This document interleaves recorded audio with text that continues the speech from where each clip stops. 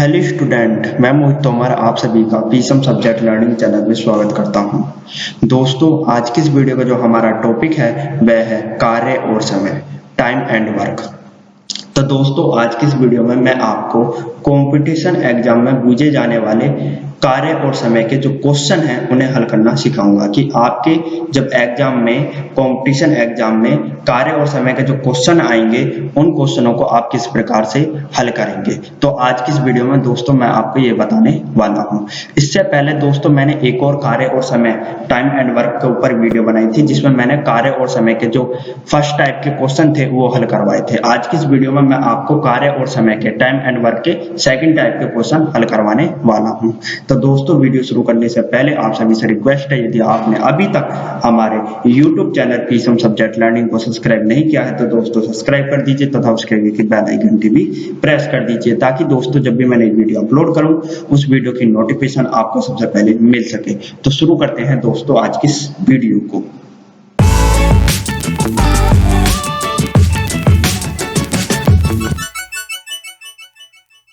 तो दोस्तों, कार्य और समय, टाइम एंड वर्क के सेकंड टाइप के क्वेश्चन में हमारा क्वेश्चन नंबर 1 है, ए अकेला किसी कार्य को 15 दिन में समाप्त कर सकता है तथा बी अकेला इसी कार्य को 30 दिन में समाप्त कर सकता है, तो दोनों मिलकर इस कार्य को कितने दिन में समाप्त कर सकते हैं। तो दोस्तों देखिए, हमारा क्वेश्चन है कि ए अकेला किसी कार्य को 15 दिन में समाप्त कर देता है और बी भी उसी कार्य को 30 दिन में समाप्त कर देता है। कहने का मतलब ये है कि ए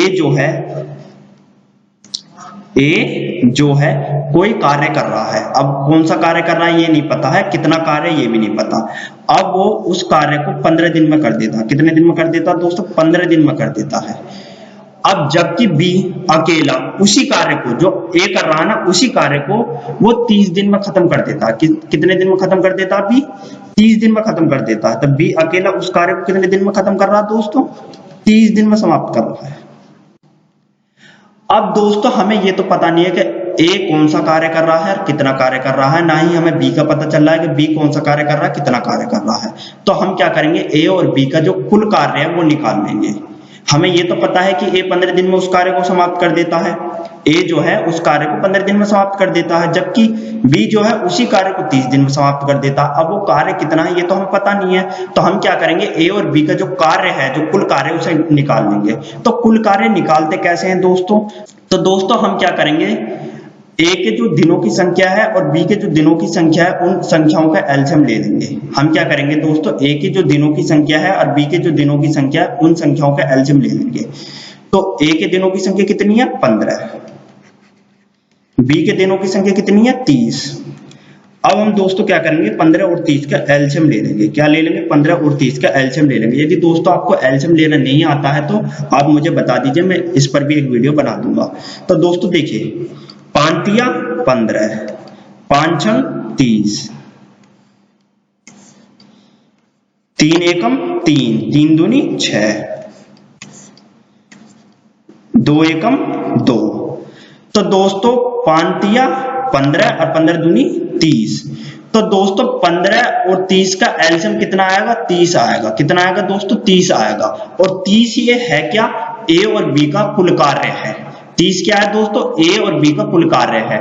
मतलब ए जो कार्य कर रहा है ना 15 दिन में, वो इस 30 कार्य को कर रहा है, और बी जो कार्य कर रहा है ना 30 दिन में, इस 30 कार्य को कर रहा है। अब दोस्तों देखिए, ए जो है 15 दिन में 30 कार्य को कर देता है। ए जो है 15 दिन में 30 कार्य को कर देता है, तो एक दिन में ए कितना कार्य करता होगा? भाई एक दिन का कार्य निकालो ना इनका। तो दोस्तों हम क्या करेंगे, पहले ए का और बी का एक दिन का कार्य निकालेंगे। तो ए जो है 15 दिन में 30 कार्य को कर रहा है, तो एक दिन में कितना करेगा? तो हम क्या करेंगे, ए के कुल कार्य की संख्या, कुल कार्य की संख्या कितनी है? 30। ए की कुल कार्य की संख्या कितनी है? 30। और कुल दिनों की संख्या कितनी है? ए की 15 दिन में, 15 दिन में खत्म कर देता है 30 कार्य को। तो 15 दूनी 30। तो एक दिन में कितना कार्य कर रहा है? एक दिन में 2 कार्य कर रहा है। एक दिन में कितना कार्य कर रहा है दोस्तों? 2। तो ए एक दिन में 2 कार्य कर देता है। एक दिन में कितना कार्य कर रहा है? 2 कार्य कर रहा है। तभी तो 15 दिन में वो 30 कार्य को कर रहा है। 15 दूनी 30, ठीक है ना दोस्तों।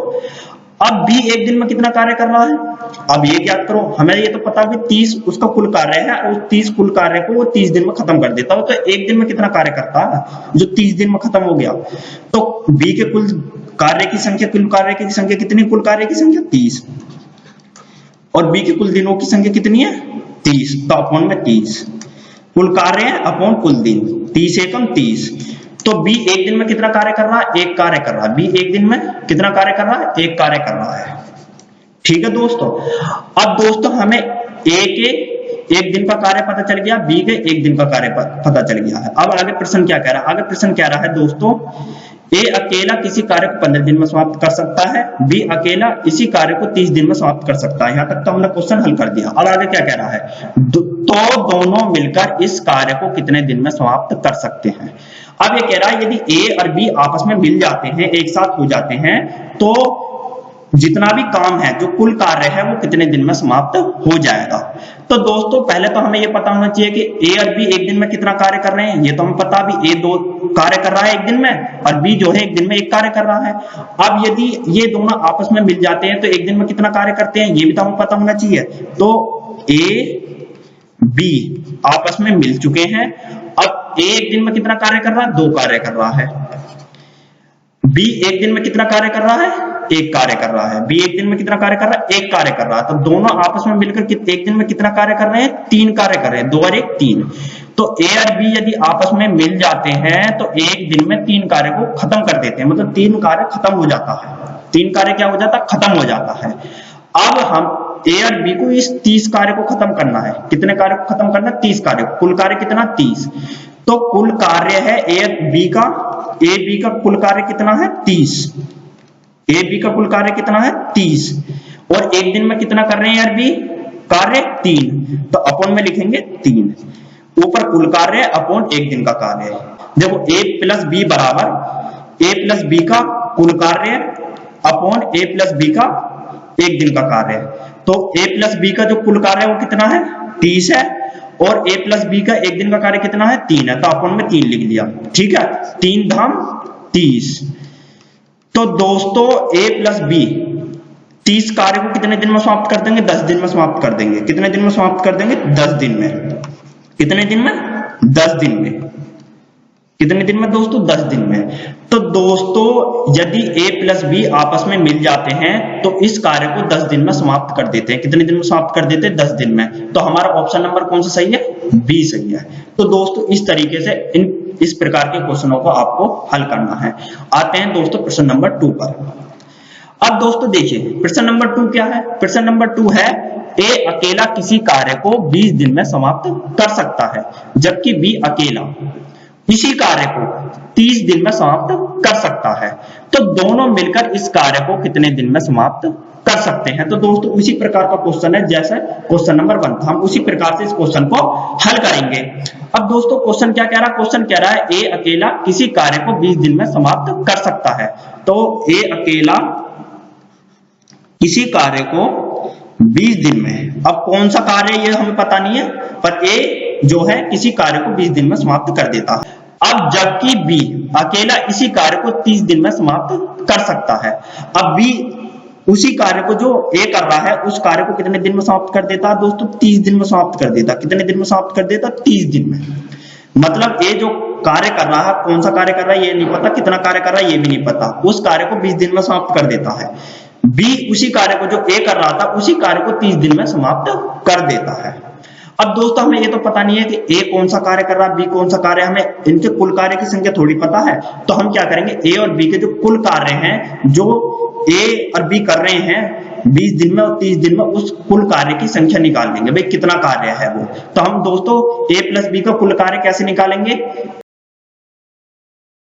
तो दोस्तों हम क्या करेंगे, हम ए के दिनों की संख्या और बी के दिनों की संख्याओं का एलसीएम ले लेंगे। हम क्या करेंगे दोस्तों, ए के दिनों की संख्या और बी के दिनों की संख्या का एलसीएम ले लेंगे। तो मैं यहाँ ए के दिनों की संख्या कितने हैं 20 और बी के दिनों की संख्या कितनी है 30, इन दोनों का एलसीएम ले लेंगे। तो एलसीएम कितना आएगा दोस्तों, देखिए 5 चौक 20, 5 छंग 30,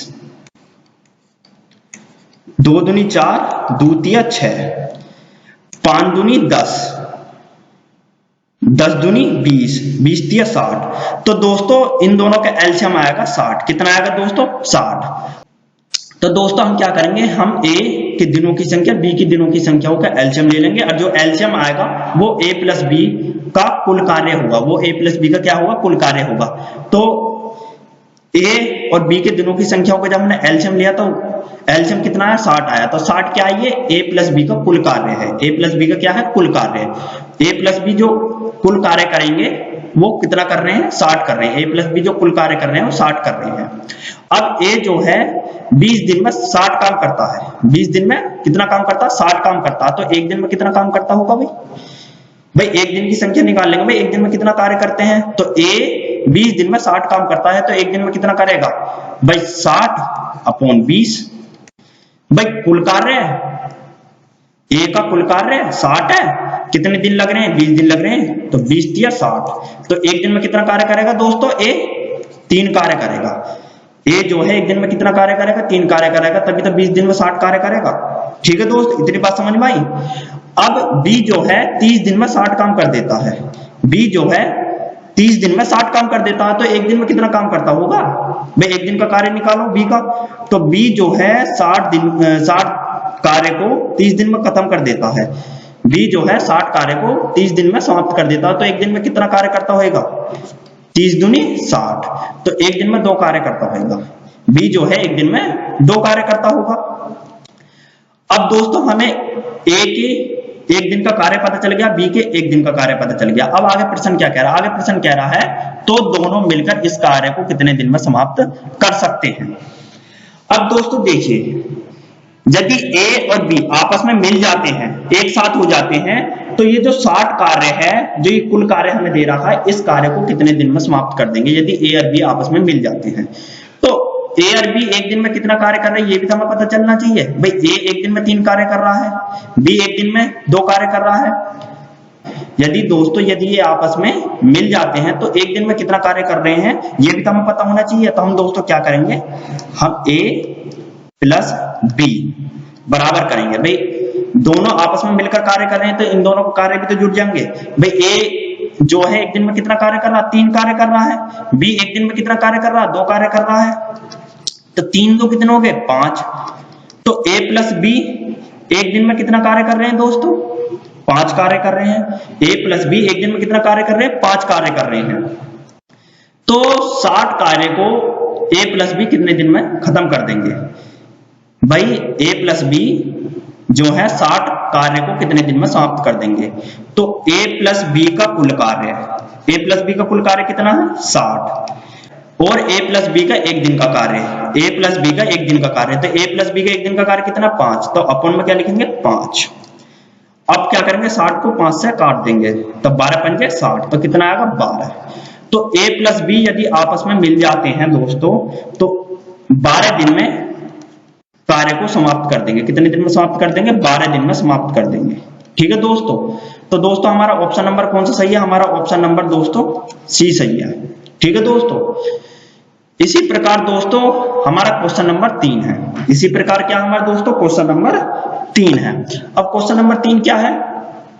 A अकेला किसी कार्य को 8 दिन में समाप्त कर सकता है, जबकि B अकेला इसी कार्य को 24 दिन में समाप्त कर सकता है। तो दोनों मिलकर इस कार्य को कितने दिन में समाप्त कर सकते हैं? तो दोस्तों ये जो क्वेश्चन है ये आपको स्वयं हल करना है, क्योंकि दोस्तों मैंने सेम इसी प्रकार के 2 क्वेश्चन आपको समझा दिए हैं। ठीक है दोस्तों, अब ये जो क्वेश्चन नंबर 3 है ना, इस क्वेश्चन नंबर 3 को आपको स्वयं हल करके देखना है, तभी तो आपको पता चलेगी कि क्वेश्चन कैसे हल होते हैं और किस प्रकार से इस टाइप के जो क्वेश्चन है वो हल करने हैं आपको, तभी तो पता चलेगी। तो क्वेश्चन नंबर 3 को आपको स्वयं हल करना है, मैं इसे हल नहीं कर पाऊंगा। यदि आपको हल नहीं होगा तो तब आप मेरे कमेंट बॉक्स में कीजिएगा, मतलब रिप्लाई कीजिएगा, तभी मैं इस क्वेश्चन को हल करके आपको बताऊंगा, वरना आप इस क्वेश्चन को स्वयं हल कीजिए। तो दोस्तों यदि आपको हमारी ये वीडियो पसंद आई है तो लाइक सब्सक्राइब शेयर जरूर कीजिए। दोस्तों आपको हमारी वीडियो देखने का बहुत बहुत धन्यवाद।